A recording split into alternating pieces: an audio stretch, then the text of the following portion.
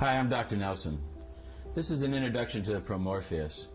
We want to go through some basic ideas on quantum biology that will help you get through the book on the PROMORPHEUS. The PROMORPHEUS is an advanced treatise on the quantum biology, covering a wide range of topics.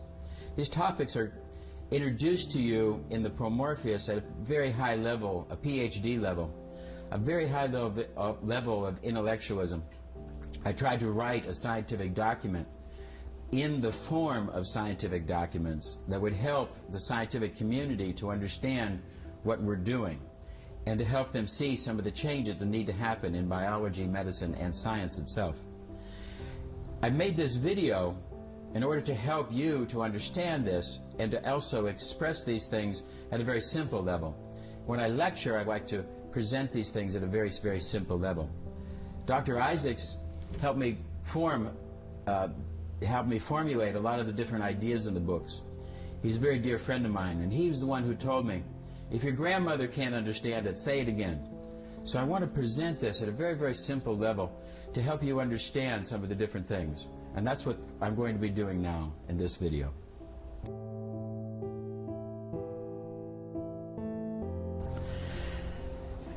Judge teachings, not teachers.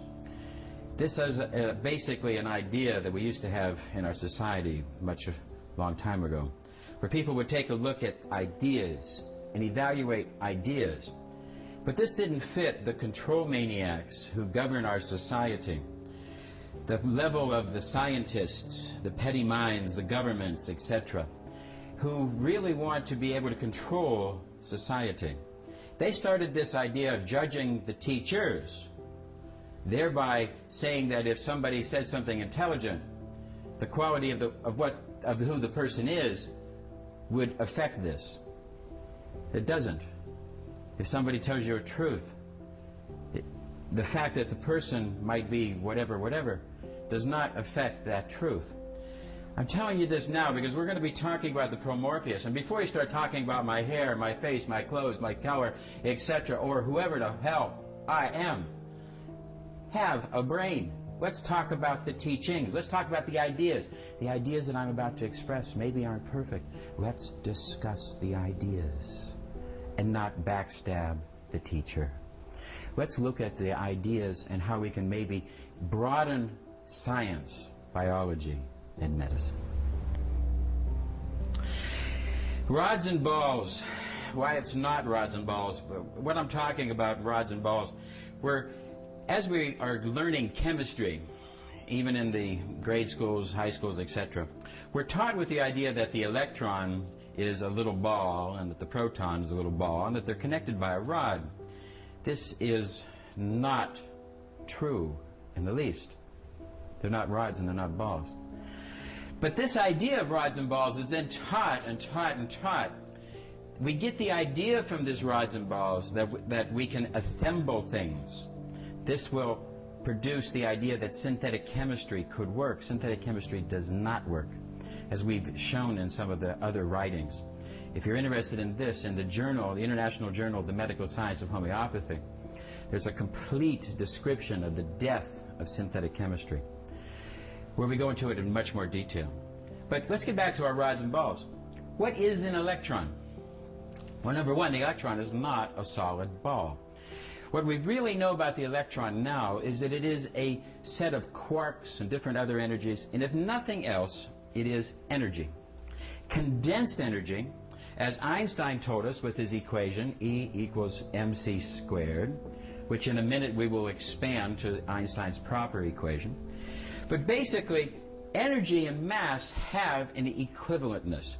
This electron is a mass, and it is an energy, and it is a vibration. If we want to know why this board is solid, well, it really isn't solid. If we really look into the actual nature of the board, we're going to find that there are electrons and there are protons. The distance between the electron and the proton is so vast. If the proton was the size of a baseball in the nucleus, the electron is the size of a pinhead, and it is over half a mile away. There are vast quantities of emptiness in this board. Now, why does this board appear solid?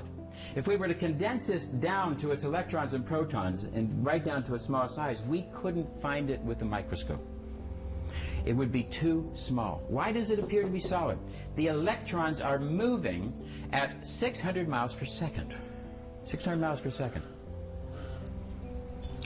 The electrons are moving at 600 miles per second. The 600 miles per second is so fast that it gives the illusion of this solidness. The electron itself is a vibration. It is a vibratory thing. And this vibratory thing is vibrating so fast that it gives the illusion of solidness. Actually, the electron has a magnetic field. The magnetic field is infinite. The strength of the magnetic field of even one electron fills the universe. It gets weaker and weaker and weaker and weaker and weaker, but its effect can be calculated mathematically, because we can see that this field fills the universe. The basic idea of the universe we have to look at and take a look-see. This is what we're going to be doing in this video, this series of videos. It is not a rod and a ball. There is no rod. The connecting force is completely not understandable in our current ideas of science. The electron orbiting 600 miles a second and yet is not thrown away.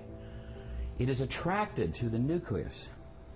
As this attraction to the nucleus, which holds it at this level, we're going to find that this level doesn't change. There is a thing in nature where this level has a continuity, a quantic level, we're going to call this. And if a photon hits the electron, a photon, a particle of light, then the electron will jump to a new level, not a half step, but a full step. This is the idea of quantum physics. Quantity. As our friend Dr. Planck, he took a bar of metal and he started to heat it. He applied energy. The energy was heat. What is heat but photons? Infrared electromagnetic radiation, photons, light particles, electromagnetic radiation. He sent the heat into the bar and he watched the colors that the bar made.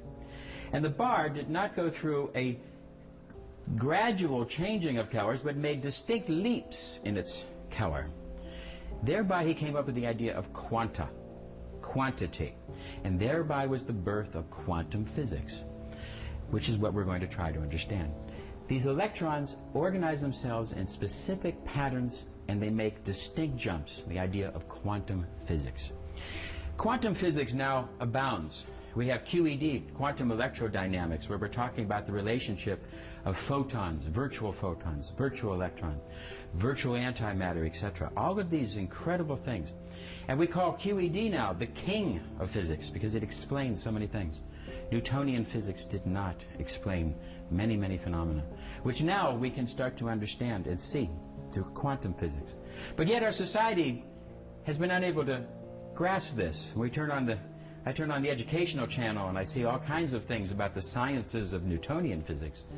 I see all kinds of developments, the histories and those type of things, and I see very, very little about quantum. I see none. Because the implication of now quantum physics tells us a whole bunch of other things.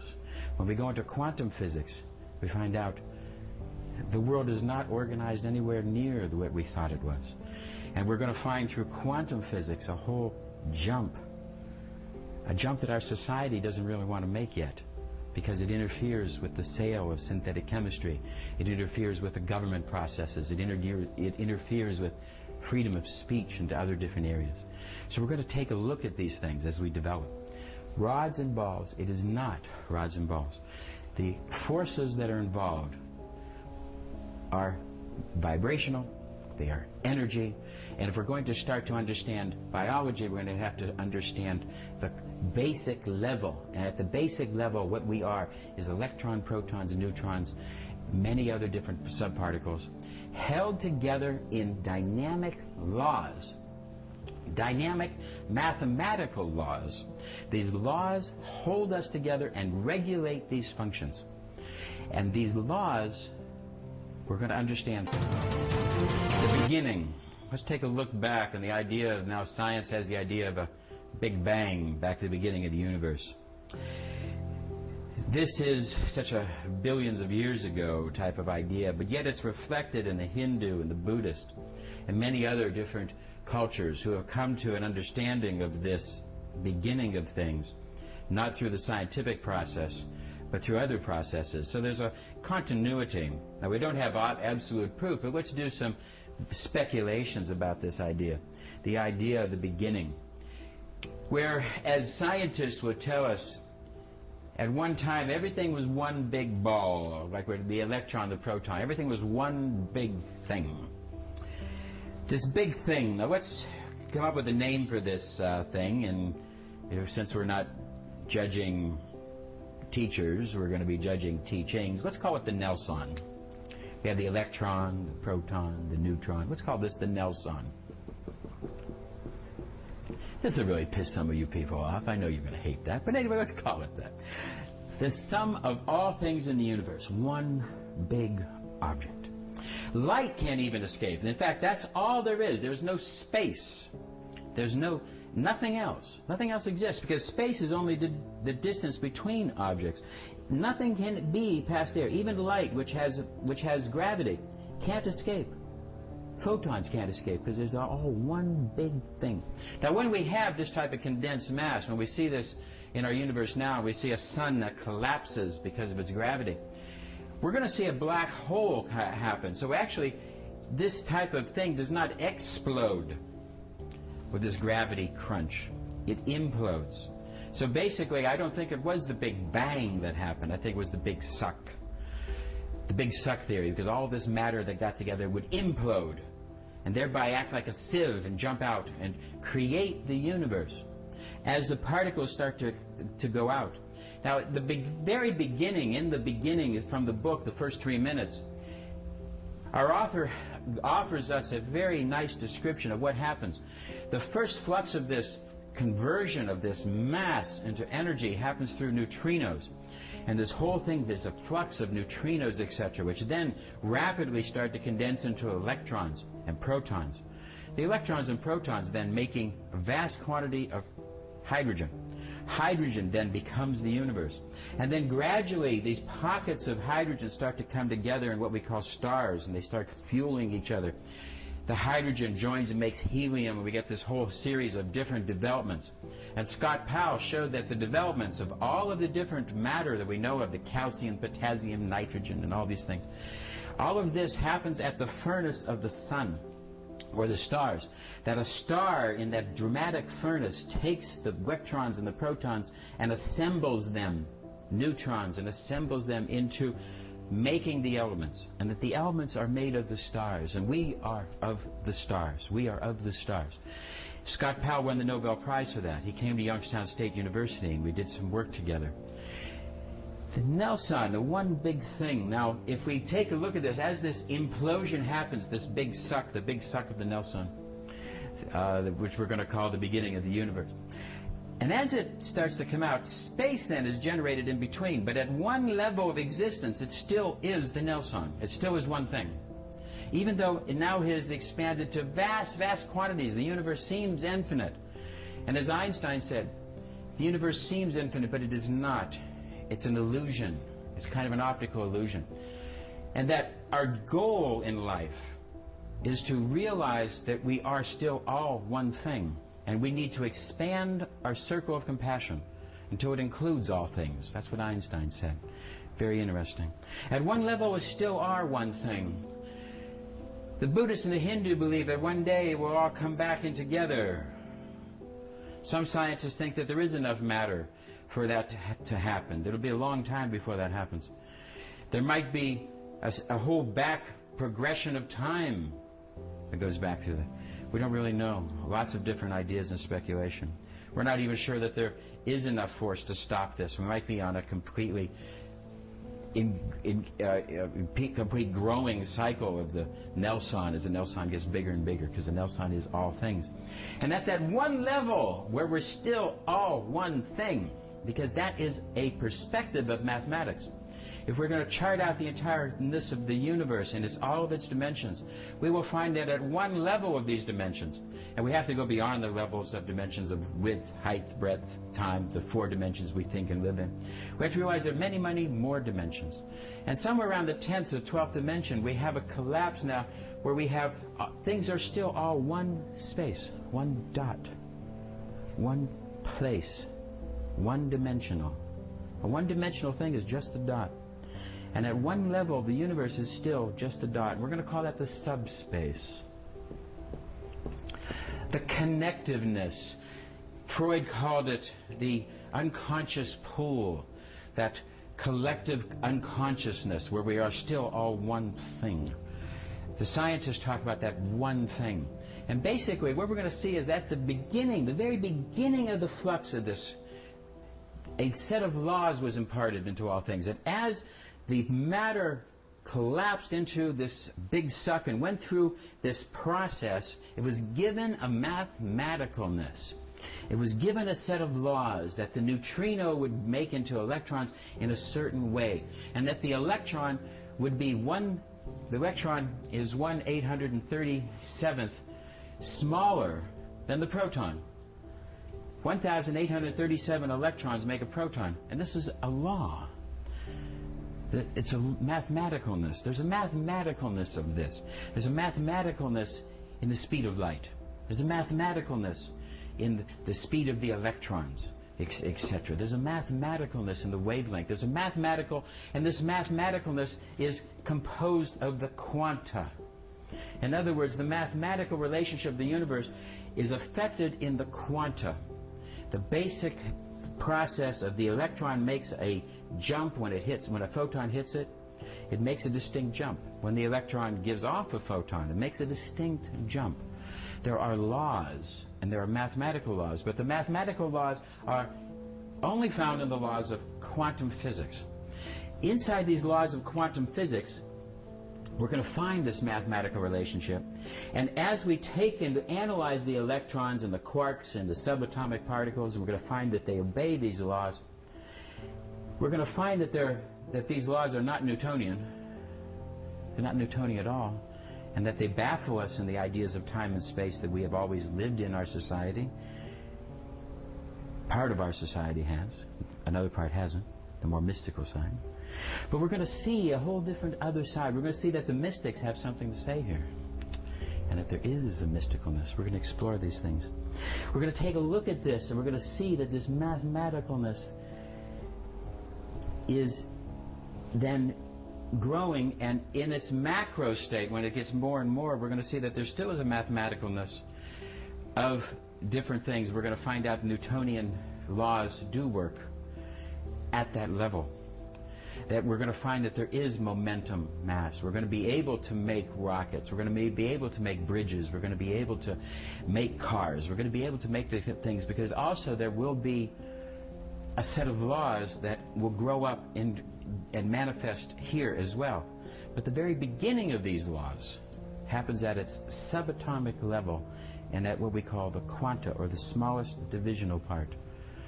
And that is where we're going to see this. And there might even be a quanta below, but right now we're going to have to understand that the laws of everything started in that first microsecond when the Nelson explodes and becomes the subspace of the universe in the big suck.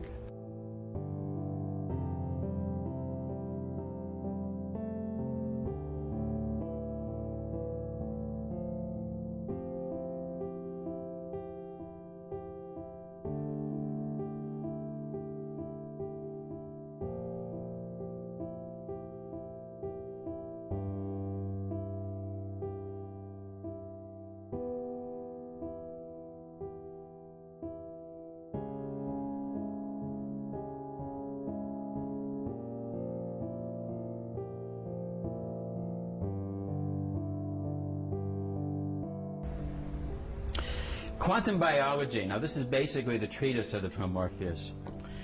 In its large part, there's a lot of other things we're going to be discussing, but the basic idea is that the body is a quantum phenomena and not a thermodynamic process. What is thermodynamics and what is quantum? What are we really talking about? In the terms of Newtonian science, we're going to talk about the analysis of our world at a macro level, not at an atomic level. But in a macro level, we're going to find that there are certain laws. And we're going to find that there are laws of thermodynamics. Thermodynamics basically gets its start in Boyle and many other researchers who come up with the idea of analysis of gases and other different things. And we're going to find that in thermodynamics there is temperature, the zeroth law. The first law is that energy cannot be created or destroyed. Energy cannot be created or destroyed. Thermodynamics. We're going to see that the energy inside the air here, that it can't in of itself be created or destroyed inside the laws of thermodynamics. Number two, we're going to find that energy or heat energy must go from heat must go from hot to cold.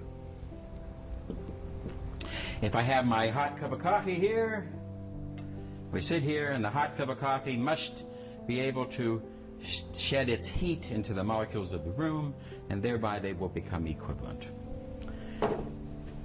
Boyle and his analysis of gas found out that if we took all the little gas, and his idea was that the little gas atoms, the oxygen, nitrogen, etc., that are in this space here, that these are basically like billiard balls, back to an idea of rods and balls, but they're like an object, like a ball, a hard little thing, and that they are colliding with each other, and that the speed of their collision would combined with their velocity combined with their mass would give us an idea of their temperature, that their momentum was an idea of their temperature. And thereby he was able to make an idea that as we would condense the area, we would be making more collisions. Making more collisions would increase heat, etc. And the whole idea of Boyle's gas laws came across. The idea that inside this space there is this thermodynamics. Now the thermodynamic principles are the principles of death, because we start to analyze these things and not in living states. Thermodynamics expands, and through the laws of thermodynamics we are able to build our bridges and our cars and etc. But when we get into a biological situation, something else happens. Because here in biology we're going to find that energy can be created. There are such things as breatharians, people who live. The Roman Catholic Church has documentation of people who have lived 10, 20 years on breath. There is levitation. There are different things. If we ask scientists to calculate a bumblebee, a large bumblebee, and we'll find out that it's impossible for him to fly with the size of his wings. So we're going to see that the energy can be created. The little woman whose baby's trapped under a car can find the energy, pull up the car and pull her baby out. Energy can be created in the human body. There are energies that can be created at spiritual levels that cannot be demonstrated or accountable in our thermodynamic system. We are violating the law. Now also the heat must pass from a hot body to a cold body. I am giving heat to the room, yes, but I am not gravitating to room temperature unless I die. As one of the writers in the Washington Post said, every time somebody dies, he remarks, they lost their battle to room temperature. Because life is the battle against room temperature. Life is the battle against the entropy or thermodynamic qualities of the world. If we look inside a cell, if we look inside an object, let's take a look inside this board. Before we look in the cell, excuse me, let's look inside the molecular atoms inside this board. We're going to find that they are in an entropy, they are in a Brownian motion. Brown was the man who looked and he saw that little objects, tiny little seeds, that they had motion. And what he found was that they were being bombarded by the air molecules, and that if he made it colder, he had less motion, you see. So he found out that this Brownian motion is the thermodynamic force inside the dead objects. Brownian motion. We will find it inside this. As we make it colder and colder, there'll be less and less. At 0 degrees Kelvin, theoretically, there will be no Brownian motion. Now, if we look inside a cell, if we look inside one of the cells of the body, we do not see Brownian motion. Here we will not see the oxygen as a billiard ball bouncing around. Bing, bing, boing, boing, boing. There's not an entropy in biology. There's not a randomness. We all have our nose in the same place. If it was an entropy randomness, somebody might have a nose here, somebody might not have a nose, somebody might have a nose over here. It's not that way. There's an organization. We are not thermodynamic. Unless we die, and then we switch thermodynamic, because if we kill this cell with a radiation or a poison or whatever mechanism, and slowly, as the cell dies, the molecules inside the cell go into Brownian motion, because then they are affected by and then heat will transfer to the room. Energy will not be created or destroyed. The laws of thermodynamics are the laws of death. The laws of quantum physics are the laws of life. We obey quantum physics laws. Now, we take a look at the Hermitian matrix. What is the nature of these laws? These laws are mathematical in their nature. And if we take a look at the different laws that were started at the very beginning, how many electrons it takes to make a proton, and how the nature of the quantic phenomena. And we're going to look at this quantic phenomena as the laws of biology, because what we're going to show now is that biology is a quantum experience. We're going to prove it beyond doubt, and that's what we do in the PROMORPHEUS. In a very long, in-depth scientific way, we're going to show that the body is a quantic phenomena, and that has many implications. The Hermitian matrix. There is a law of interchanges. Accountable, and a Hermitian matrix tells us about how quantum phenomena will change its pattern from level to level to level to level through a set of laws governing the relationship of the energy of that photon. The energy of that photon will be calculated by its wavelength, by its frequency, etc. And that will impart a certain nature of how the electron will progress. And then when the electron gives off another photon, because in my body I'm constantly making a heat. The whole process of my biology is a process of making photons. I'm making visible light photons. I'm making infrared photons. We're going to call it body heat. This Hermitian matrix is going to tell us the nature of this law, because there are mathematical laws that govern these things. This is not a random process. When we get to quantum physics, we're going to understand that the energy that's given to an electron makes that jump, and it doesn't make a half jump, or etc. We're going to start seeing that the whole nature of laws. And this Hermitian matrix allows us to understand the mathematicalness. And what we've done in the system, what we've done in the book, is postulate the idea of how the Hermitian matrix can generate through the minerals, and how the minerals are made inside the stars. That the heat inside the stars will make the minerals through a mathematical law. And that calcium is made in a certain way. Calcium then has to act in the body in a certain way because of its quantic nature. The quantic nature is going to be a reflection of how many electrons it has, how many electrons it needs. That's the whole basis of our physics, the whole basics of our chemistry, the whole basics of the idea of what we're going to be teaching our children, is the fact that there is the need of electrons, sodium to chlorine. And I got an electron, you want one, we're going to get together, we're going to bond. Ionic bonding, covalent bonding, sigma bonding, all these different ideas that we're going to expand into our chemistry. And as we start to do this, these laws, sodium binds with chlorine a certain way, and it binds with nitrogen in a different way, and it has to have all this other support structure. And it's all quantic, not thermodynamic. The phenomena of this chemical reaction is not a thermodynamic process. We analyze it inside a test tube, but inside the body it becomes a little different thing. And it is a quantic reflection of how many quantum levels that I need and how many quantum levels you got. Vibrational electrical energy.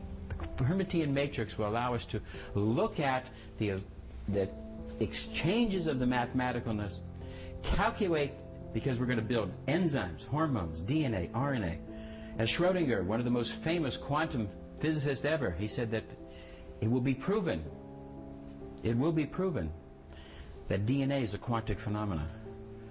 DNA is a quantic phenomena. The fact if we put the DNA into the Heisenberg uncertainty principle, we're going to find out undeniable.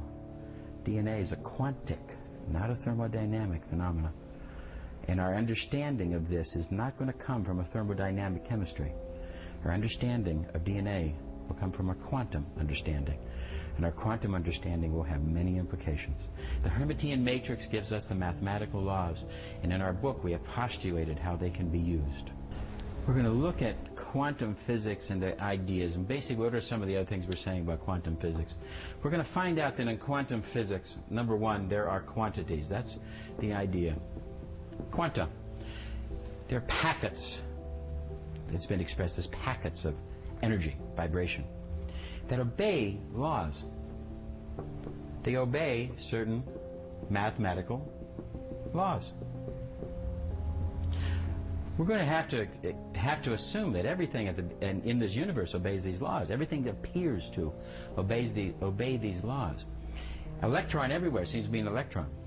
A photon everywhere seems to be a photon. Photons that we've received from the other side of the universe that started their journey millions of years ago. Now we're receiving them. The photons appear to be the same as our photons. The idea that when the Nelson collapsed, the laws that were given gives us this, and it's a quantum set of laws. We're going to find out that when we get down to understanding the quantum nature of things, we get down into that quantum thing, we're going to find out there's an indeterminacy.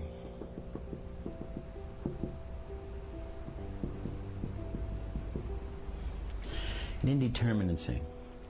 Now basically, let's take the idea, so we can explain indeterminacy a little bit better. Let's take the idea of a television set. Here's a dot, phosphoretic dot, in the front of our television set. We're going to fire an electron at it. We have an electron gun at the back of our television, and it's going to fire an electron. And when the electron hits the dot's going to phosphoresce. Now that's basically the phenomena of our television set, the old style television set, the cathode ray type tubes. We're going to be shooting off these electrons. Electrons are going to cause the phosphorescence. We're going to see things.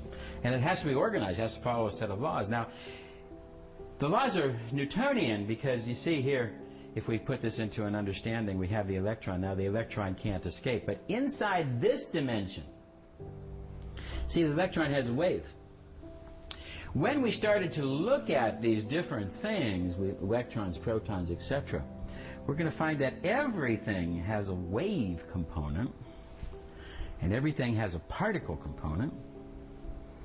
Certain things have much more wave, like photons, and much less particle. And certain things have much, in fact, there's virtual photons that seem to have no particleness to them, and etc. We're going to find out this whole idea, and yet we're going to find that when we get down into this understanding that, as Heisenberg told us with his indeterminacy principle, at a level of understanding, if we get down small enough, there's an indeterminacy. We do not know where the electron is.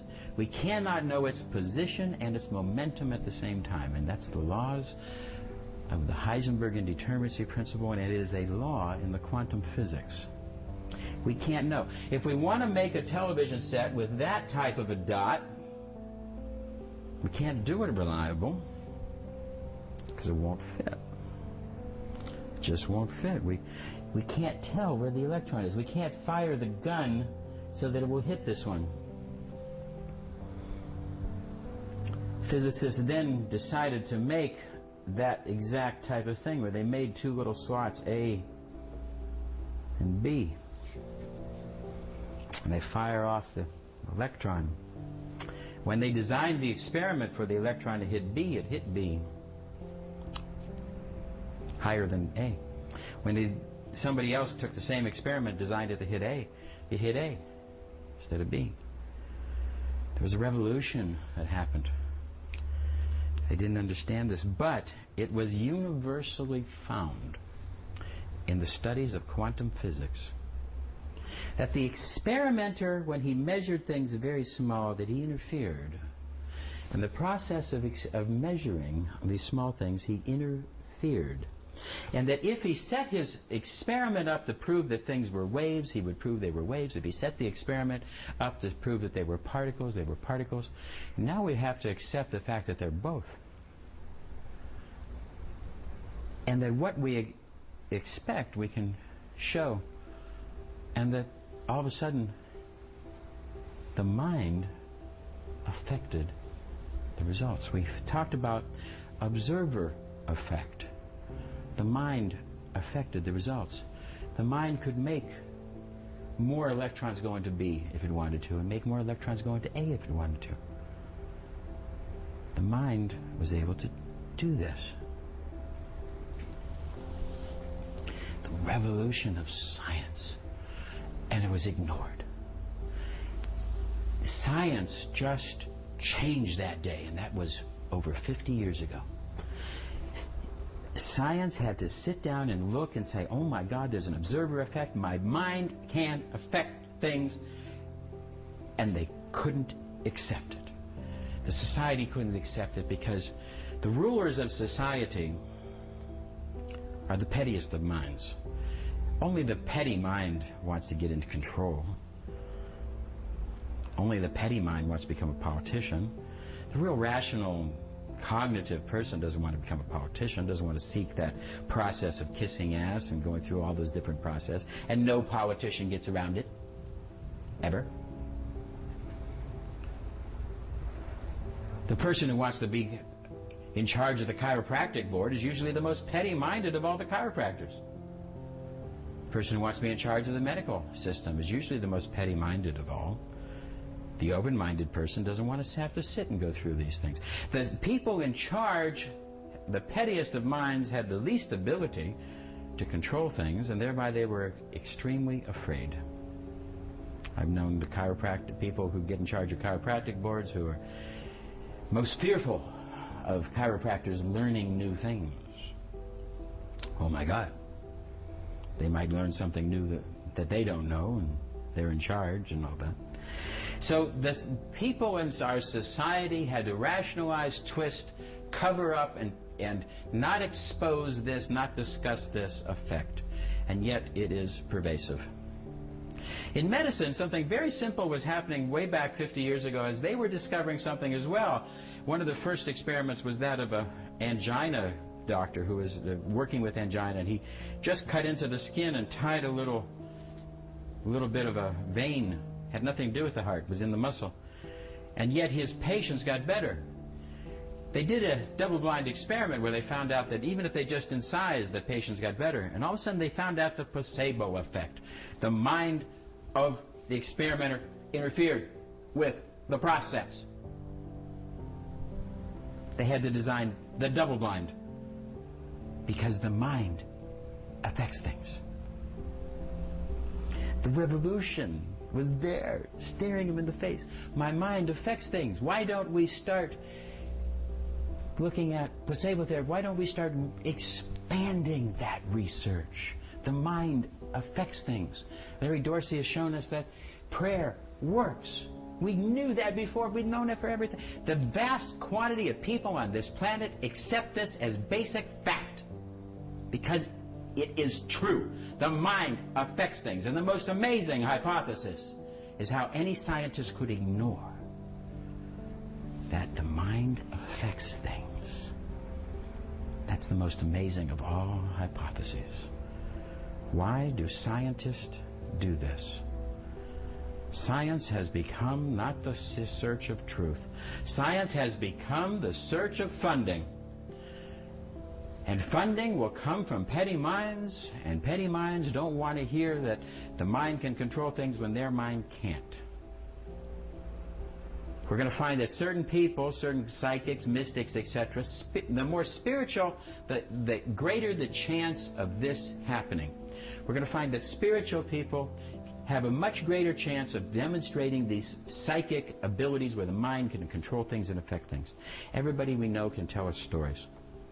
Scientists will rationalize, oh, that's the large number effect. And no. It happens beyond that. It doesn't happen. It happens in serious situations. Not a large number of effect. Everybody can tell us stories. The world knows that this is true. The mind effect. Scientists proved it. Medicine proved it. And ignored it. The world changed on those days. And it took open-minded people, because only somebody who isn't looking for funding could find this truth. Because scientists are looking for funding, the process of science is looking for funding. Only an independent researcher funding himself is capable of finding truth. And that's what I tried to do. I tried to fund myself, and I tried to find truth for you, because basically it is undeniable. The mind of years and years ago, I was watching, almost 30 years ago, I was watching a show in America, the Nova, and they were doing an idea about psychic phenomena. And everything that they did, all the research, they poo-pooed and shook their finger at and said, no good, no good, no, garbage, garbage, garbage, yada, yada, yada. Except one study that they finally had to say showed some undeniable evidence of psychic phenomena, of the mind affecting things. Undeniable. What they found was they took uranium ore. And now this study was, because it was so credible, because of who did it, because it was people at Brown and Columbia and MIT and Princeton and all. And it was not in the psychology departments, it was in the mechanical engineering departments. So it was kind of hard to ignore this. It was done in 8 different places. They took uranium ore and they set it next to a Geiger counter, and the Geiger counter will detect the decay and the radioactive decay of the uranium ore, and it sends out its beta particles and alpha particles and etc., etc. And if they set the distance here at a certain level, they could get the Geiger counter to approximately the probability, because in quantum theory we're going to talk about probability. There's no way to know in that indeterminacy principle, but we can understand probabilities of action. We know that things will happen. But we don't know exactly when, because remember the Heisenberg indeterminacy principle, we can't know exactly when, we can't know exactly where. It's probability. Now they set that up so that the probability is 1 second. 1 second. Now, if it happens at exactly 1 second, as far as this Geiger counter can tell, then a hand of a clock electrically tied to the Geiger counter will exactly not move. If it's exactly 1 second. If it's less than 1 second, as the probability would be, and some of them would be less, then the hand will move 1 space counterclockwise, click. And if it is more than 1 second, the hand will move 1 space clockwise, click. Okay. And they're going to hook this thing up and let it run for months and show the probability. Then they start the experiment. They put in the human being. And they ask the human being one thing: with your mind, please try to enhance the clock. They don't tell them anything about the Geiger counter, nothing about the uranium ore. Just with your mind, would you try to affect this clock? And everybody does it beyond statisticalness. Everybody seems to be able to affect this indeterminacy. The decay of the uranium ore is a quantic process, not thermodynamic. If we put into the Heisenberg indeterminacy principle, it will be quantic, not thermodynamic, absolutely undeniable. And the process of the human brain is a quantic process, not a thermodynamic process, as we will prove in a few minutes. A quantic process can affect another quantic process. How? Why? Let's talk about that in a minute. But yet it happened. There was an effect. The mind affected, and the scientists said, oh, Jesus. Because every time we set up a quantic process, something happens here.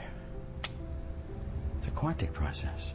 We're going to find out whenever we have a game of chance, of probability, where it's just probability, the cards, the dice, etc., that when persons start, when they first start, they have a higher point of success. When they finish, they have a higher point of success.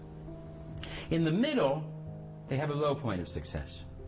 This is the phenomenon that has created Las Vegas. Go to Las Vegas and see what is there. What is there? What's this incredible, gigantic place built on gaming, built on the laws of probability, built on chance.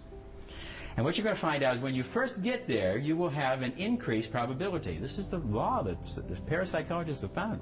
When you first start to game, you usually have your best chance. Some reason for this in the human brain. But then the human brain seems to tire or fatigue or whatever, I don't know.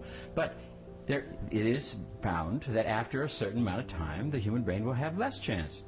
But then when the human brain says, okay, it's about time to go, I'll throw a couple more, and it's about time to go, and the human brain seems to all of a sudden increase its chancing, thereby rewarding it to come back. Why do people come to Las Vegas? Why do they build 5,000 more hotel rooms every month? Why do they have to turn people away with all these hotel rooms? People love it. People are rewarded. And just before they leave, they get a little bit of rewards. Says, okay, I'll come back. I like this. The idea of that. And they sense the nature of their mind ability to affect things. They sense it. It's small. It's there. It's real. But they sense it. And that sensing, that taste of power, brings them back to Las Vegas more and more. Sometimes they lose their house, their fortune, etc. But anyway, it happens. There is an ability. The ability is weak. Certain people have more ability. They found that certain people, Mediterranean women, seemed to, when they tried to make the hand of the clock go clockwise, went counterclockwise. Certain people did that. They had reverse psychic ability.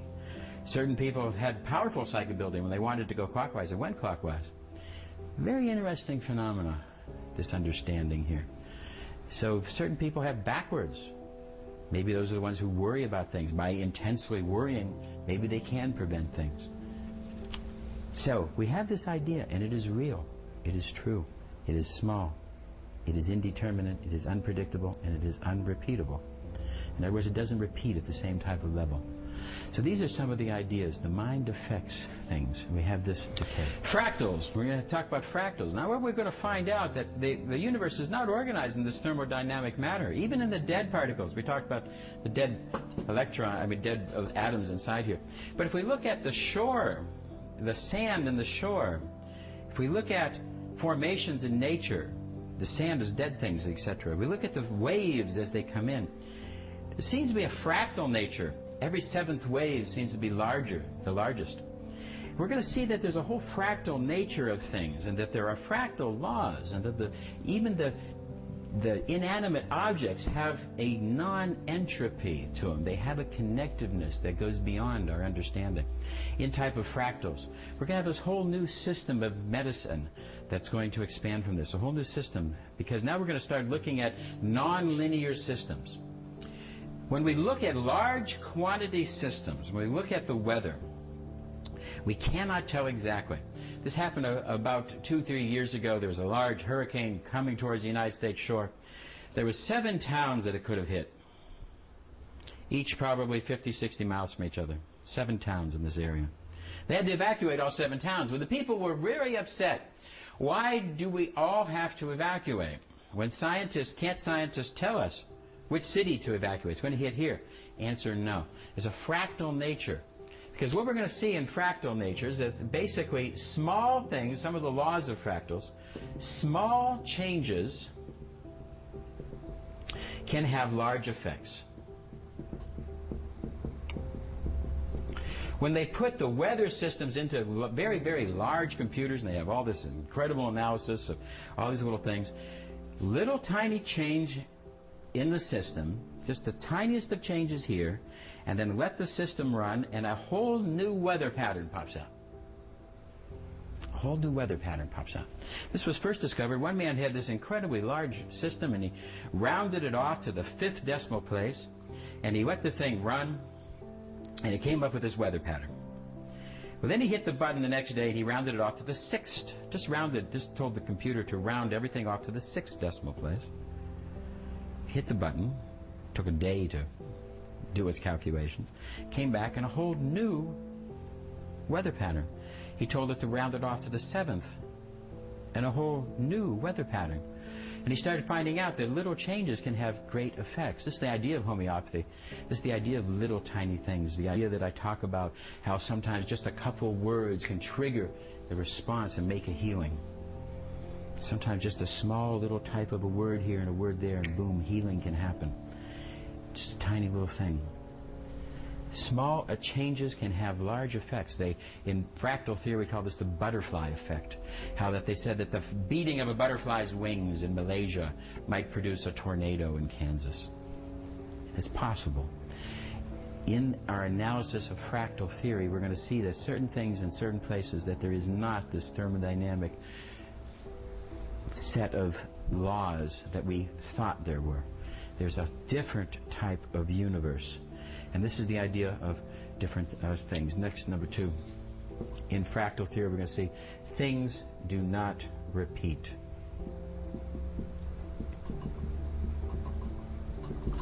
Things don't repeat. They don't do it. It don't happen. You might have this incredible, wonderful dinner with your wife, and it's on the anniversary, and next year, the anniversary, you want to do the same thing. Go to the same place, order the same food, have the same music, hire the same man, get the same waiter. Things can be different. The wise man says, I can't step into the same stream twice. He understands that every time he steps into the stream's different. He can't step into the same stream twice. This is one of the laws of the universe. Things only repeat when we control them at a level of thermodynamics. In other words, if we force things into, we want our computers, I want my computer to repeat, I want this little machine that's taking my image in and getting it, I want it to repeat what I'm saying to you. And in order to do that, I had to spend a lot of, somebody had to spend a lot of time and energy making the microphone a certain way. Because only a certain way would it capture the repeatability. And making the system, I have to pay for this because to control that science, because in the real world things don't repeat. Things never really repeat. In medicine, sometimes you find a healing that can happen just by a couple of words. I told the story about Joe and how one woman came to him and said, would you be a gentleman? And it changes his whole life from being a bad man to a good man because just 5 words. He was an ex-prisoner.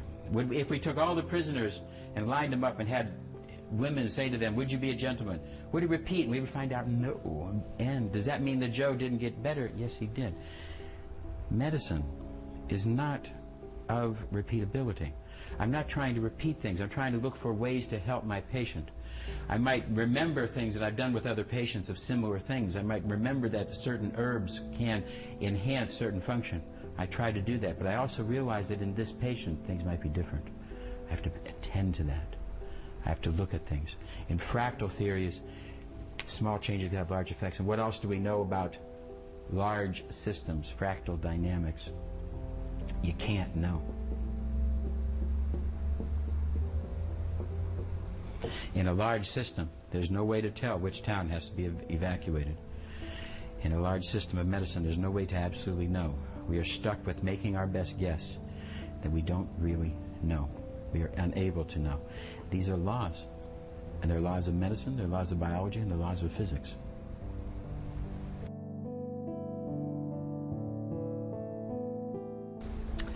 Now we're going to look at the synaptic cleft. The synaptic cleft, and we're going to take a look now in terms of the Heisenberg indeterminacy principle. And we'll look at that equation now, which is mass times position times velocity squared. So if we understand the mass, position, velocity squared, the momentum, mass times velocity squared is our momentum. We're going to take our position now. Okay, so we have this. And if we're going to apply this, and we take it into the Heisenberg indeterminacy principle by applying the Planck's constant divided by 4 pi, and this is what Heisenberg had found, we're going to be able to see that we can measure the indeterminacy of the electron if we take the electron's mass and take the velocity of the electron and take the idea of the position. We're going to find out that if we want to make this little tiny dot, we can't, that position we can't do because it will be below 10 to the minus 26. If we want to make our television set, we have to make the dot big enough so that the position of that has to be big enough so that it will be able to be then Newtonian, and I will know that I can make a dot big enough that my electron can hit.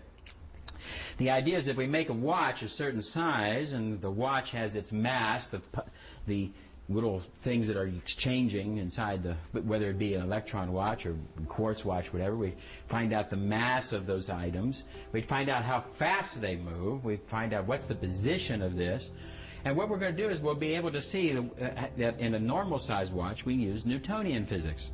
If we want to make the watch smaller and smaller and smaller and smaller and smaller, at a certain level, all of a sudden we get to Heisenberg's indeterminacy principle. That would be a very, very very small watch. But that watch, if it gets down too small and it hits that minus 26 and all of a sudden can't do it, it's Heisenberg, indeterminacy. You can't get around it. Nobody else has.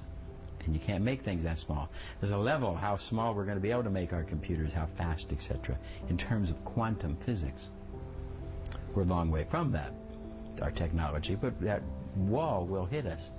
Because what we're going to find is when we get inside here and inside this dimension, it seems like only the mind can affect things. Remember our uranium ore, because if we put the uranium ore in there, the mass, extremely tiny, subatomic. We take its velocity, etc. We take its position. What we're going to find out is that Geiger counter is definitely 10 to the minus 30th, 10 to the minus 33, so it is indeterminate, the decay of the uranium. Probability theory is the only way we're going to know, because we're not going to know. If we take the synaptic cleft in the human brain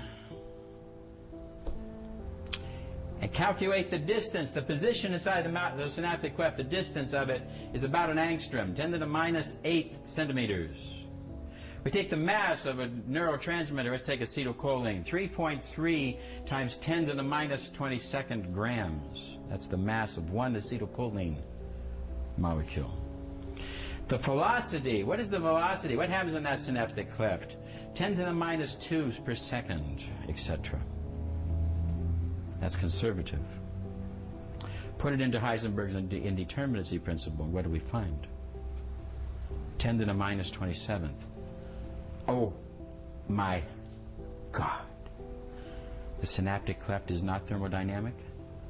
The synaptic cleft is quantic. 10 to the 23rd synaptic clefts in the normal human brain. And they're all quantic. We are not a little computer. See, in normal computers, things are on and or off. We call that binary coding. Binary, on or off. I want to make this computer, I want this computer to always do what I want it to do. Always do what I want it to do. My little computer. I want to repeat. If I want to repeat, I better make a Newtonian computer, and I want to make a binary computer. If I make it small enough, if I change the software, now in the quantum, in the QXCI, I use a software dynamics to make a trinary, because that is what the human brain is. The synaptic cleft is a trinary. It is on, off, or maybe indeterminate, because there's no way to really know. I send an impulse into that synaptic cleft, and that synaptic cleft might not fire, even if with the proper impulse, because it's quantic. When it fires, we don't really know. It's quantic. Thereby, it's indeterminate, only probability theory, and thereby, because it's quantic, it is under the effect of mental control. Boom, biology just changed. The entire pharmacology just changed. Pharmacology only works when we put in so much mass, we increase, we give you a million zillion times more thyroid hormone than your body's manufacturing, because we want to force something to happen.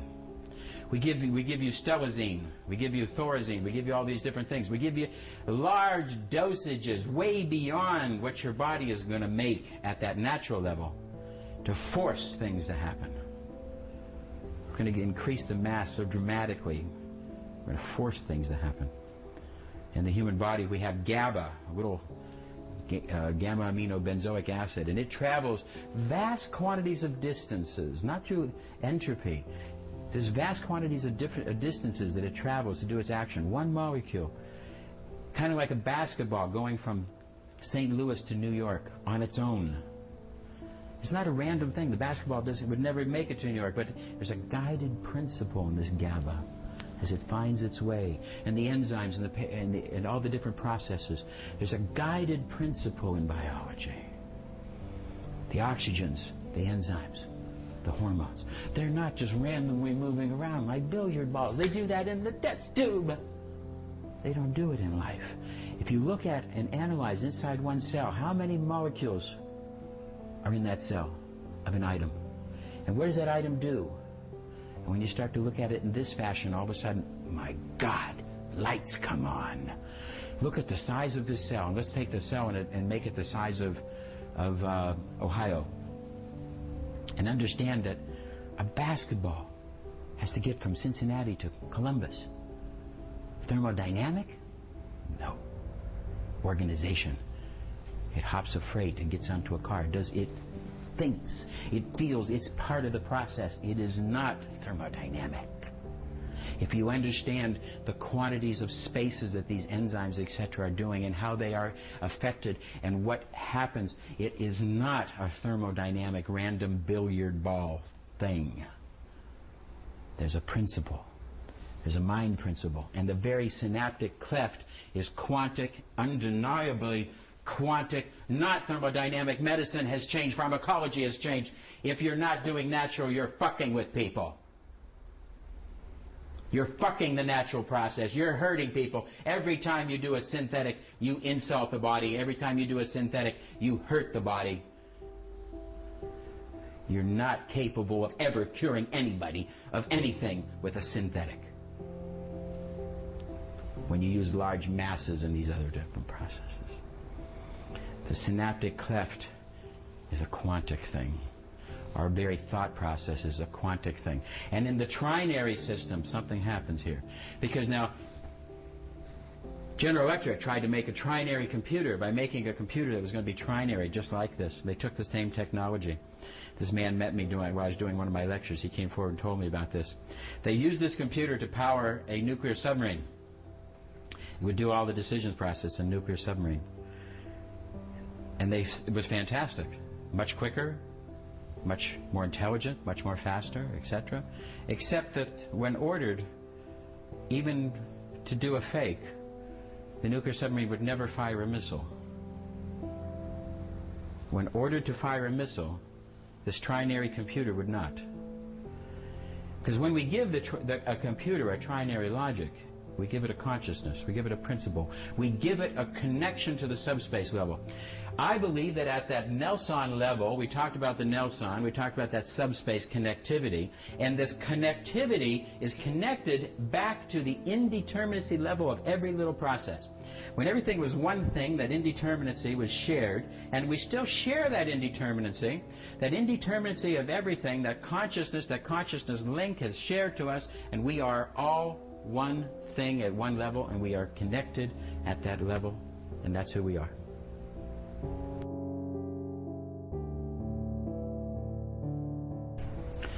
So, purity versus impurity. Lesson in fractal mechanics, number 2. What we're going to find in fractal mechanics is as we start to understand large number systems, and when we're talking about fractal, we're talking about not just simple ideas. When we talk about two objects hitting each other, or two objects that are interfering with each other, this is a very simple problem. When we put a rocket around the Earth, it's a very simple problem when we have one rocket, one planet Earth. It's what we call the two-body problem. Now, when the astronaut left the shuttle, or left the ship, then we had a three-body problem. We had the astronaut, the ship, and the Earth. The three-body problem is very difficult to solve mathematically, whereas the two-body problem is very simple. In statistics, if we have two systems, if we have blood pressure versus a drug, if we're going to give a drug to measure blood pressure pre and post, that's what we call a two-body problem. Very simple and very easy to calculate. That's not the real world. In the real world, we have a multi-body problem. In fact, we have an infinite number of different variables. If we add in all the different heavenly bodies and the forces, when we get into this complexity, we find that there is a fractal. A fractal means extremely complex systems. And when we analyze these complex systems, we're going to find out some different things than what our two-body problem told us. The two-body problem is very good in developing a car and the buildings, etc., but extremely poor in being able to analyze the human body. And yet, even today, the two-body problem is still being applied in the development of new medicines. It is completely fictitious, faulty, and not fitting into the proper intellectual thought. When we get into purity versus impurity, fractal theory, we're going to find that when they analyze the heartbeat, When we do a Fourier analysis on the heartbeat, and we analyze the length of time between one beat and the next, that the more perfect the beat, the more perfect, the more regular the beat, the sicker the human being. The more regular the beat, the more that person is sick. The irregularity is an expression of health, that the beat doesn't come exactly at the same time. Now what's happening today is we have this techno music generated by computers. This techno music is not generated by a human hitting a drum. It's generated by a computer. It is perfect. It is having derogatory effects on the neurology of the children and the kids and the adults that are going to these places and listening to this type of music. Why? Because the mind likes fractals. The human being who's with a drum cannot make a perfect beat. In fact, he will not make a perfect beat unless he's very sick. The sicker he is, the more perfect his beat will be. The more healthy, the more irregular, and that slight irregularity, that slight fractal, that slight little question mark, is what the body likes. Reich found that he had perfect wave generators. He was going to send waves into the body and send these healing frequencies. And the more perfect the wave, the less results he got. But when he started using cheap waveforms, and there was what he called a dirty wave, and the waves weren't exactly precise, and there was a little dirt on the wave, a little dirt, energy, etc. Not dirt in that type of a sense, but in an energetic type of sense. That this type of dirty wave he got better results with. Why? The body likes this. We come along with purity. We come along with synthetic chemicals. We try to make our white sugar pure. We're going to use different type of nerve gases and mustard gases and all different types of poisons to strip the nutrients so we get pure white sugar. The more pure, the less healthy it is. Same with our bread, etc. Purity is not what exists in the world. It's not how we were grown up. It's not how we developed. It's not how we evolved. It's not what our bodies want. Our bodies like that slight fractal natural variation. We like this natural variation. It is good for us. We should not eat the same foods day in, day out. We shouldn't be worried about extreme purity in those foods. We should be worried about cleanliness. But we should not be worried about having pure vitamin B1, because the body doesn't like it. Pure vitamin B1 does not exist in nature. It exists in some synthetic, and even then, the synthetic B vitamin is not the same as the natural. This has basically been an assumption made by the chemical companies, which has never ever been validated, and it is the assumption that allows those chemical companies to sell you synthetic items. And basically it is an extremely flawed system. There is no research whatsoever that shows their synthetic equal to the natural.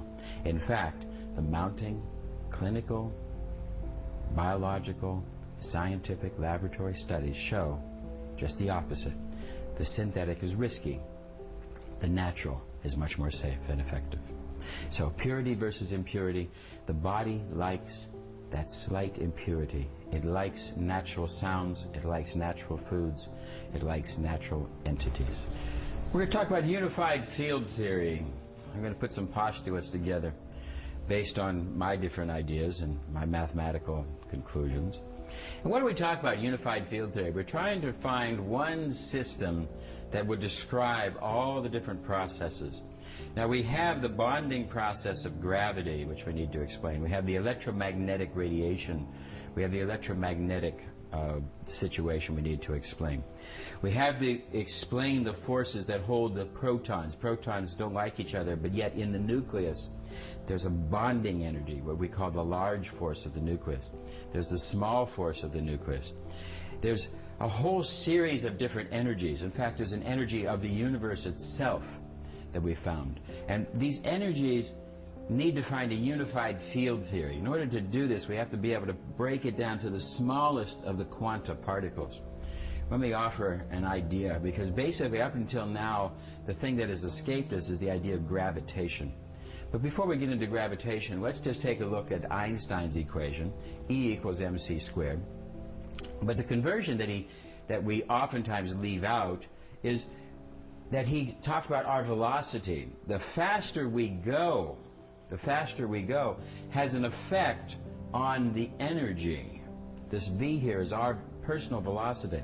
So if we are traveling very fast in space, this will have some effect. Now, at the current time, we're not traveling, so this is basically to be ignored.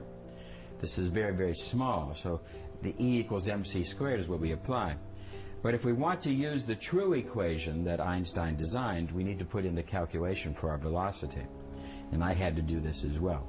When we're going to substitute that out, we're going to find that mass, if we're going to break this down and transpose it, we're going to find that the mass equals the energy times the radical of our velocity squared minus 1 minus our velocity squared, divided by the speed of light, over that speed of light squared.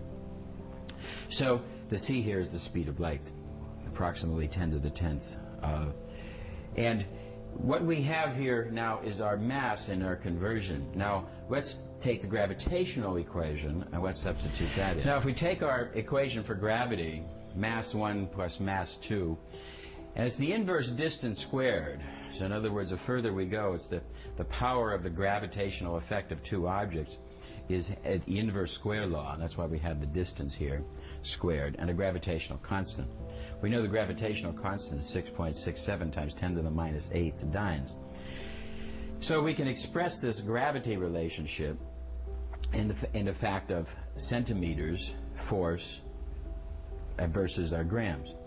Now, if we substitute this and reduce this mass equation so that we can now substitute into our equation for energy, and we're going to be able to calculate now the amount of energy of the basic gravity force. Now, when we start talking about the size of electrons and start talking about the electromagnetic force and these type of things, we're going to be reducing these numbers down to about 10 to the minus 20th, 10 to the minus 25th. And that's very, very small, but we're going to have to look for the smallest thing. What we're going to be doing now is applying our mathematics in search for the graviton. What is the quanta of gravity? Now, I'm going to postulate that when everything was together at that one Nelson, and everything was all one, that there still is this connectiveness. In other words, the gravity exists even between two protons. Even though the electrical charge of the two protons repels each other, there's a gravitational effect due to their mass. Now, the gravitational effect, I believe, is a connectiveness, thereby also part of the subspace unconsciousness. And it has a vibrational rate. Now, what we substitute this into the equation. And to see this in much more mathematical detail, I have you take a look at the chapter on the biological unified field theory. And as we break this down, we're going to find that the graviton, the gravitational force in its quanta, at 7.22 times 10 to the minus 61. Minus 61 quanta, or beats. This is extremely small in terms of size. This is extremely small. This means that the vibrational rate of the universe at the gravitational level, 10 to the minus 61, she's the wavelength of this versus, and the hertz, the incredible different frequencies. This is a frequency unknown to our modern type science. And yet it is this frequency, as I believe, which holds the universe together at that gravitational level.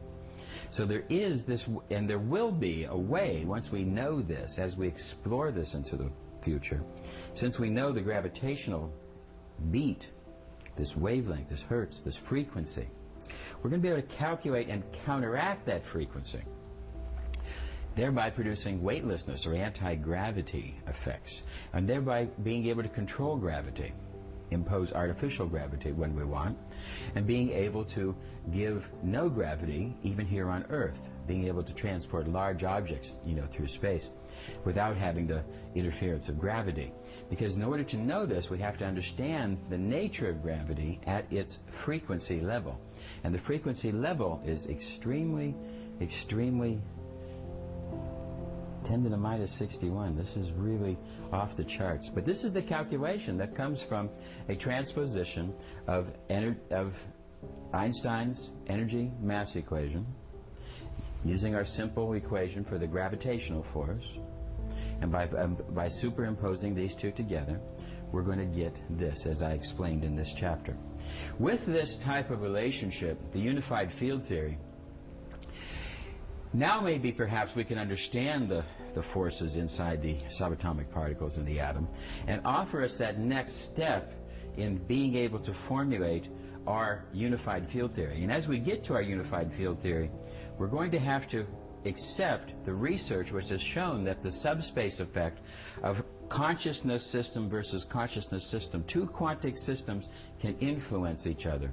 And the human body is a quantic system, as we've proven, and another human body is a quantic system, and there can be effects. We're going to have to put this into our science because it is undeniable and absolutely rational and real. We're going to have to expose this and put this into our situation so that we can expand our science beyond this type of right and left brain type of science. We're going to talk about the right and left brain and basically some of the different research has shown us. In our world, we have an Eastern versus Western culture. And we have inside each and every one of us a right and left brain. And I know that there's a lot of scientists that have to find some way to not accept this, but it is absolutely true. We have a word area of the brain where our words are formed. And this word area, because of its nature of words and the fact that we have to organize ourselves with subject, predicate, object, it imposes a type of time, it imposes a type of logic, a linear type of logic. Whereas the other parts are more gestalt or intuitive in their function.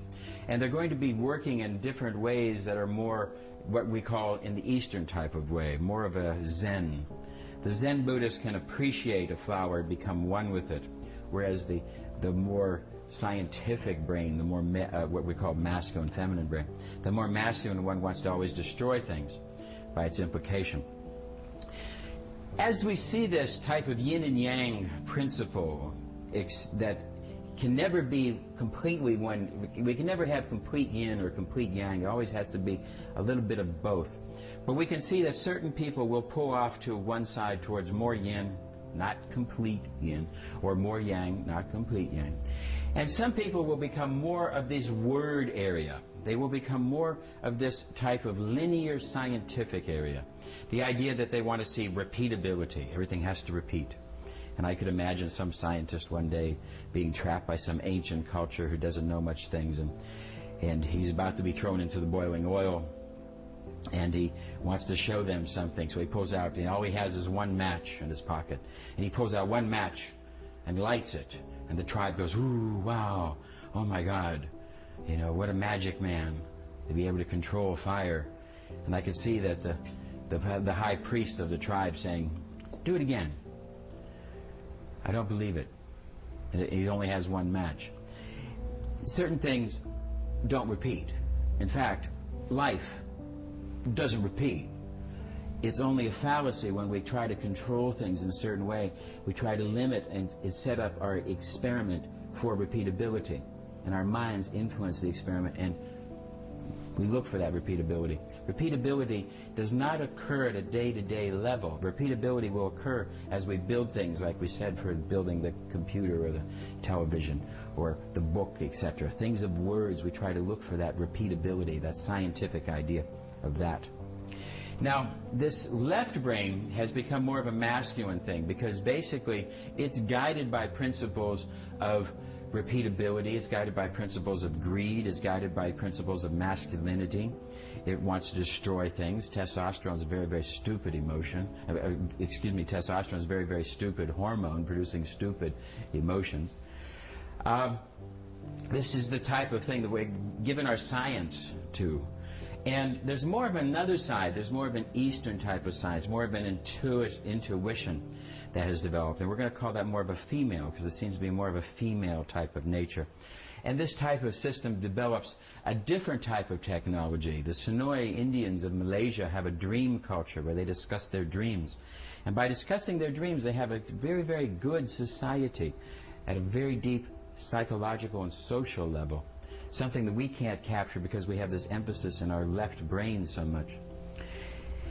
There's a difference here, and in science, the vast majority of our science, etc., has extended into this left brain scientific idea.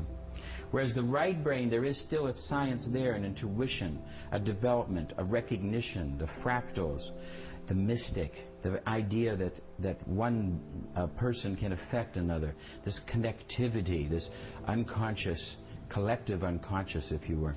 These type of ideas are affected in many ways, and the left brain, the scientific side, we're going to call that scientific side because basically the idea of science comes from the Latin word scio, to know. Trying to know, but in a situation where we really get into a very complex system, fractal system, such as biology, we're deprived of knowing. It's simple laws. It's laws of quantum. It's the laws of fractal. We can't know. We can only make good guesses. The right brain is more of a feel. It is intuitive, and it has recognition factors. These are not to be ignored. These can work together.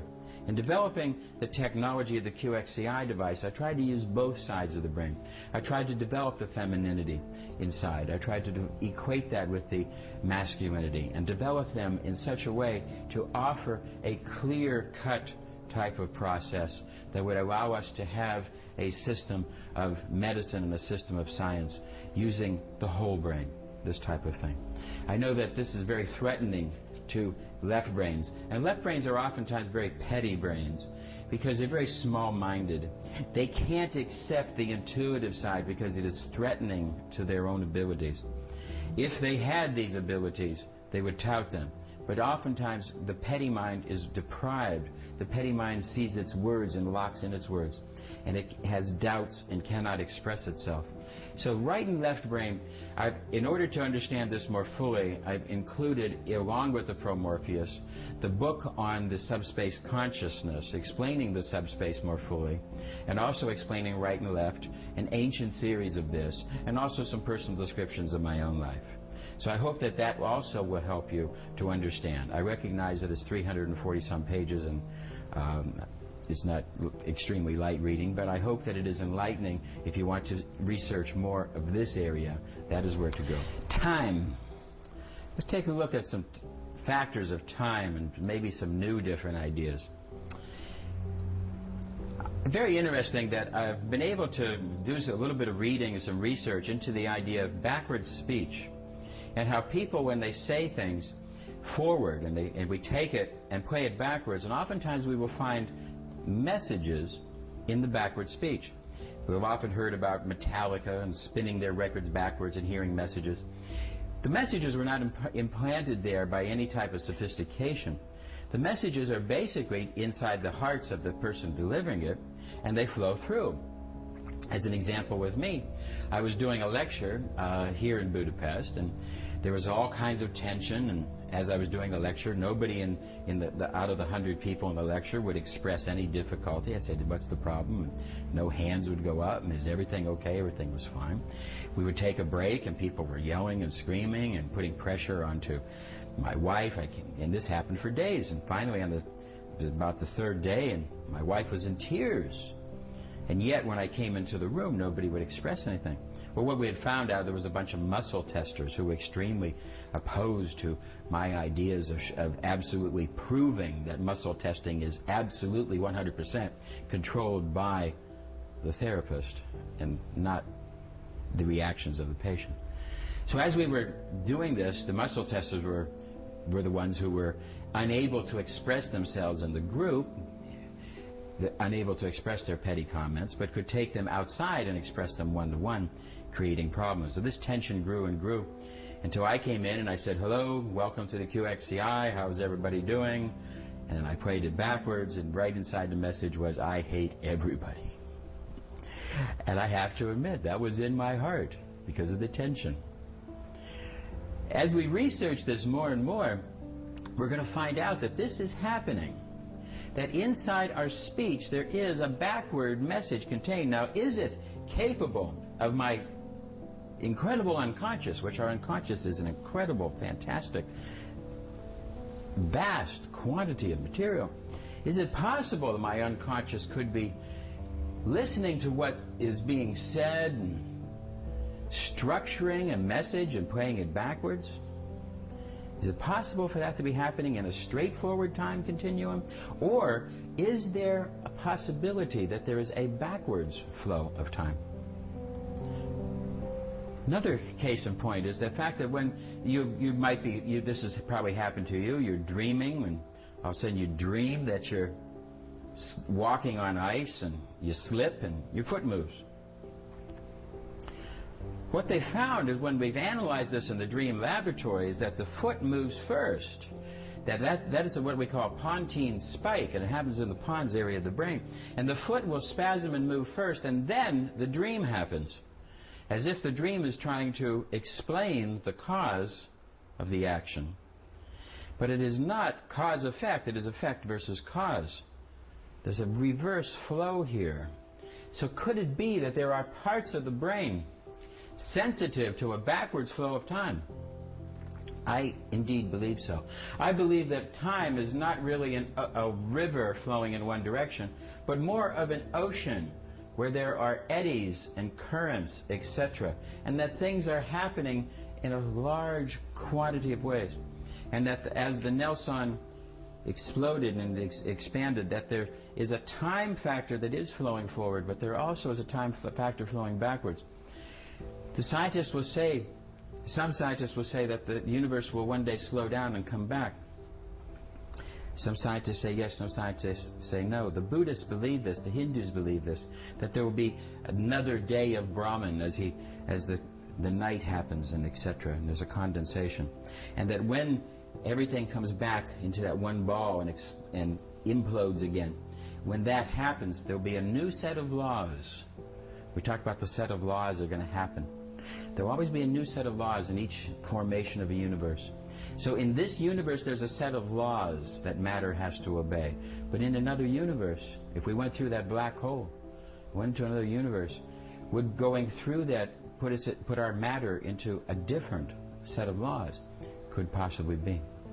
But anyway, I believe that there is the fact that there at one time will be a contraction. Scientists have said that right now we have cause and effect, cause and effect.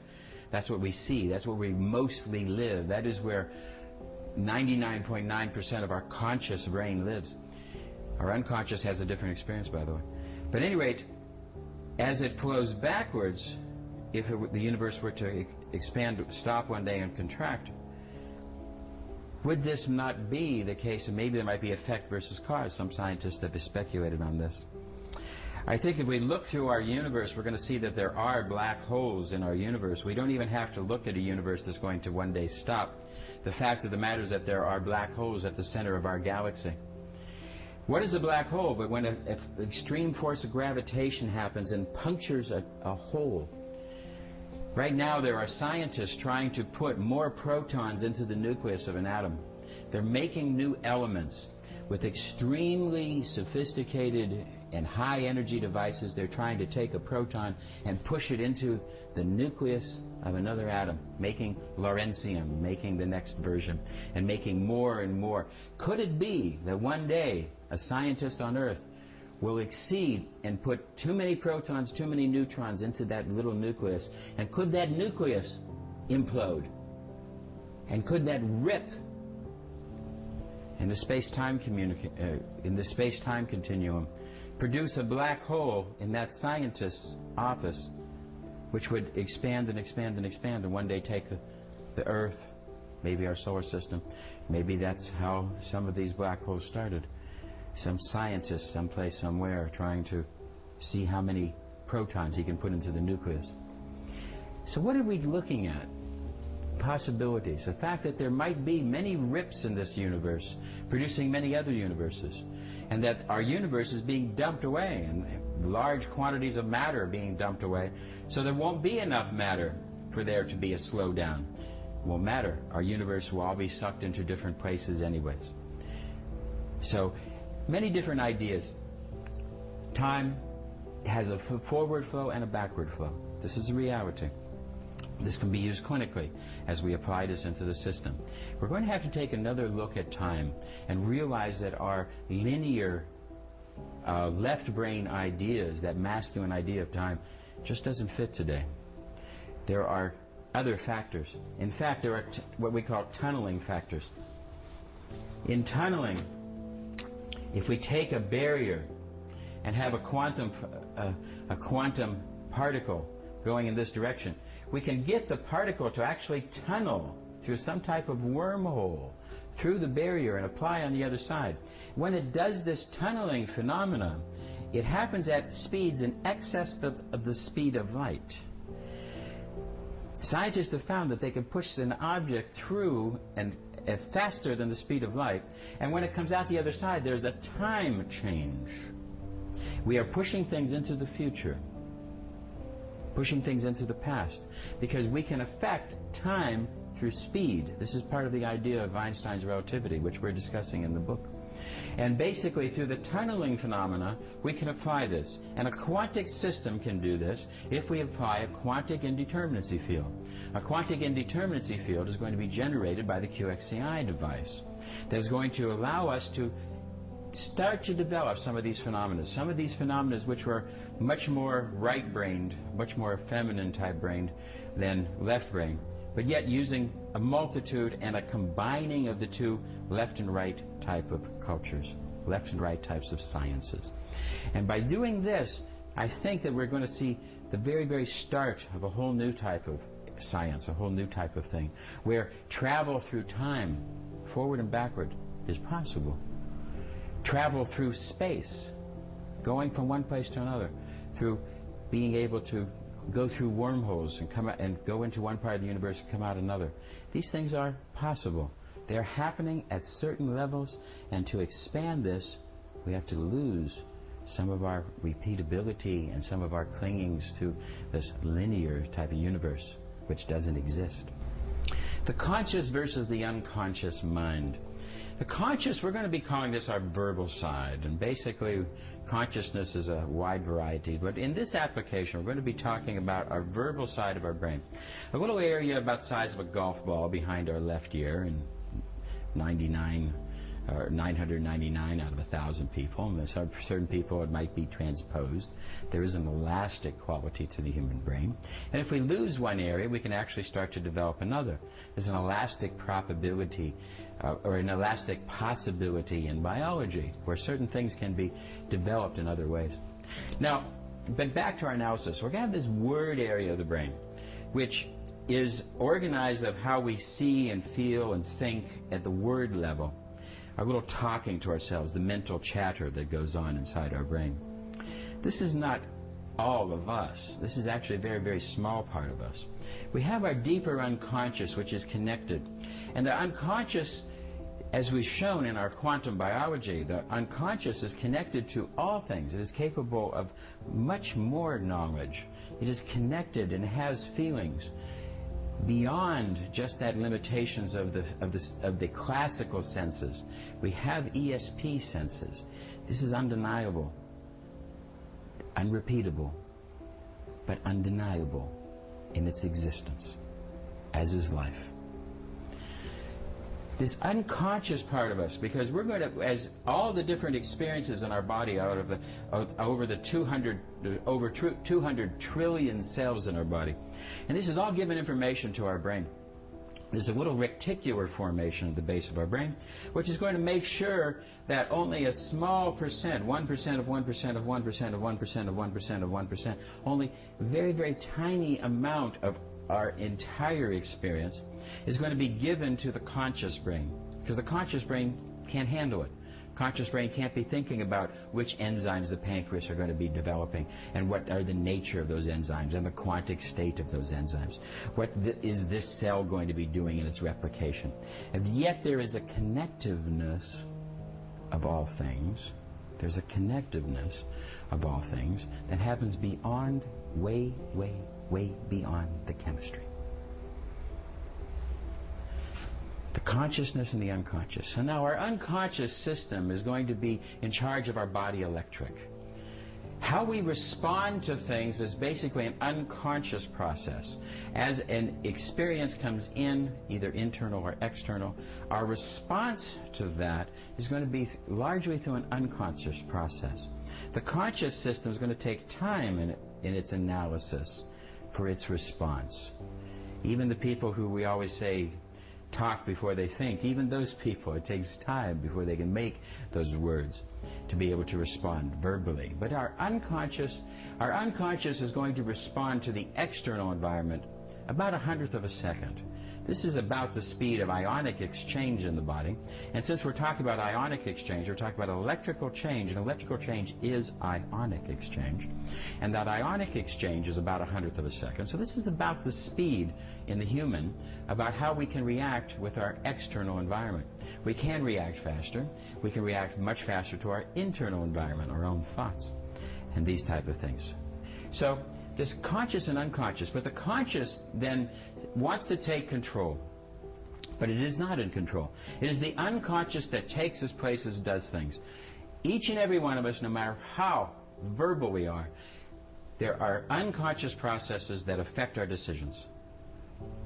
I don't want to go here, I don't always know why, or I don't want to go here and I'll make up a reason why. The rationalization of our words basically is a fact of how that verbal area of the brain can twist and try to use all of its defense mechanisms to explain what it is doing at an unconscious level.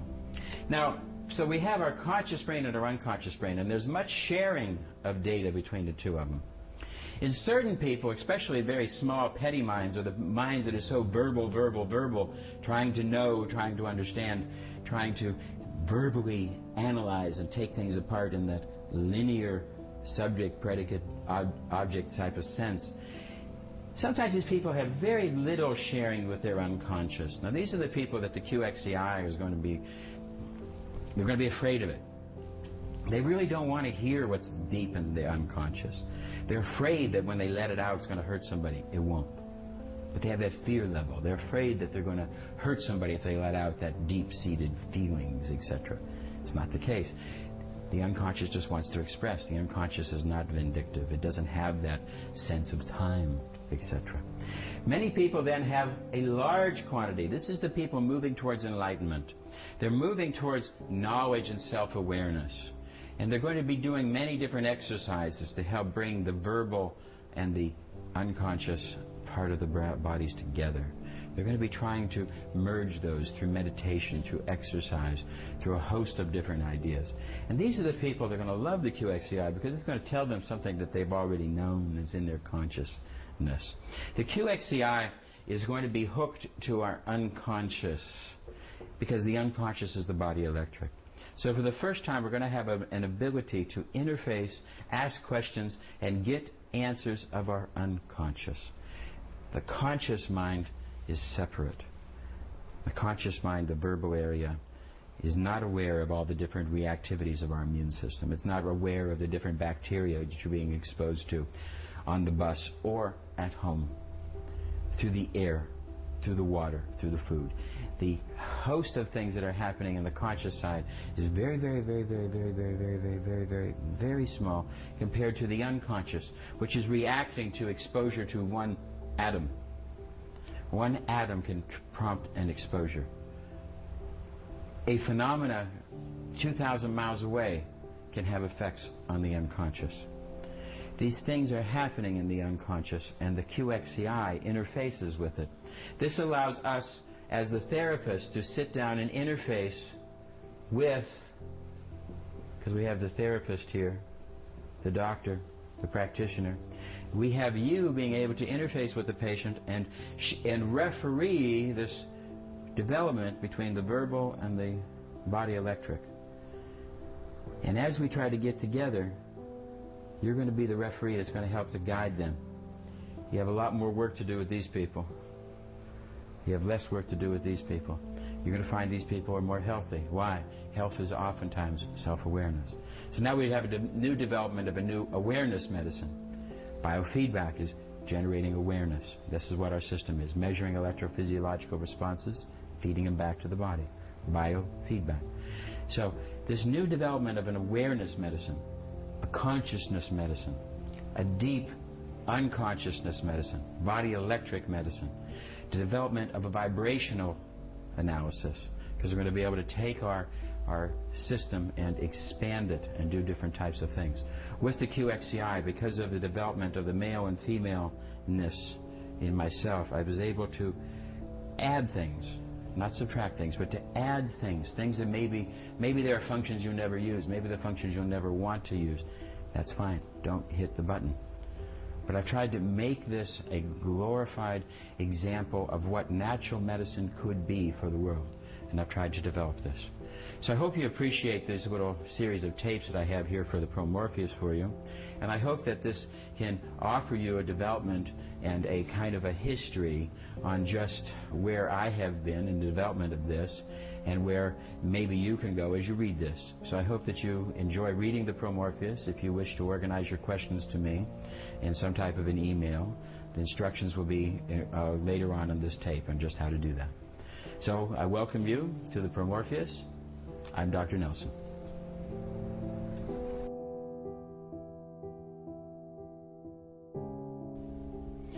With the QXCI, there's a text on what's measured by the system.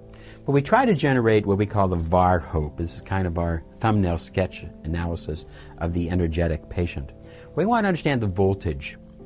If you don't have voltage, nothing's going to happen. If your battery runs out, it's just not going to be there. You're not going to have the power, and the body needs power. And we get our voltage and our amperage from the battery of life, all the cells, etc., that generate this.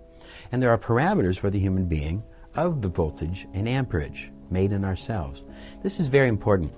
We need to know the voltage. It's very important. And it's not really measured in the other systems. The other systems are really just measuring resistance. The voltage is important because we need to know whether it's a 9-volt system, 5-volt system, whether it's 110 volts, 220. This is in the real world when we look at electrical devices. With the human body, it's the same. We need to know what is the voltage parameters. We need to know the amperage parameters. The amperage is the actual life force, the actual strength. The amperage connects to the amount of indolamines in the brain, the amount of brain power, the amount of actual amperage or strength, etc. Where the voltage is really connected more to our adrenal glands, our catecholamines. It has to do a lot with our willpower. When we get angry or so, we might get a surge in voltage. And that, because volts times amps is power. That's watts, it's called. So volts times amps. So if you increase the volts, you increase the power. But amps is connected to those different indolamines of the brain. Connected to serotonin, connected to other different hormones.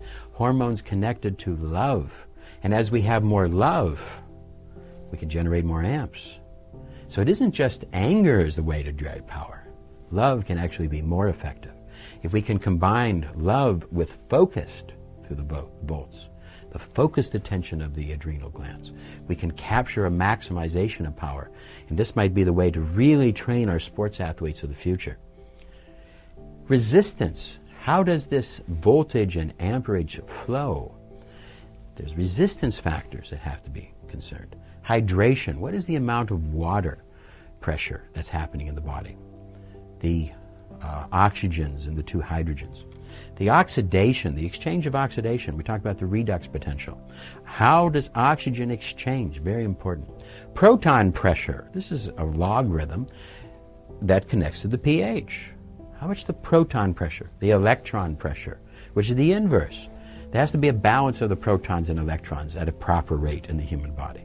So we have the VAR-HOPE analysis. We have to be able to take our technology beyond just resistance into analyzing more things. How are we going to measure these things? Let's talk about that next.